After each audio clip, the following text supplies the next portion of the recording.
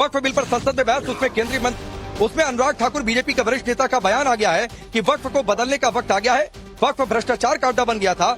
ये कोई विधेयक नहीं बल्कि एक उम्मीद है और इसीलिए सरकार ने इसका नाम उम्मीद रखा है। देश में मुगलिया फरमान नहीं चलेगा, एक देश में एक कानून चलेगा। कांग्रेस इस पर भ्रम फैला रही है, वोट बैंक का एटीएम समझ रखा है। तुष्टीकरण का अंतिम संस्कार इस कानून से हो जाएगा जब ये पास हो जाएगा ये बिल। भारत को वक्फ के खौफ से आजादी चाहिए, क्योंकि यहां पर ये जो पहले कांग्रेस के जमाने में बना वक्फ का कानून है, वह उसका मतलब तो यही था, खाता ना वही जो वक्फ कहे वही सही। यानी कि जहां पे कह दिया वक्फ की जमीन है, वो फिर वक्फ की जमीन हो गई।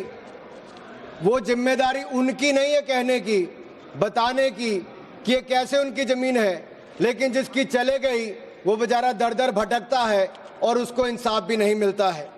मैं इसके बारे में विस्तार में बताऊंगा, लेकिन आज एक बार फिर कांग्रेस देश को और देश में भ्रम फैलाने का प्रयास कर रही है।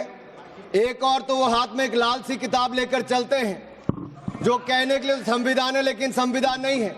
अगर संविधान की आप इस कॉपी को देखेंगे तो आपको एहसास होगा कि बाबा साहब अंबेडकर का सपना था कि एक देश में तो एक ही संविधान रहेगा। आपने एक देश में दो विधान बनाने का काम किया है। आपको तय करना संविधान के साथ रहना है कि वक्फ के साथ रहना है, वक्फ के साथ रहना है कि संविधान के साथ रहना है, आपको तय करना पड़ेगा।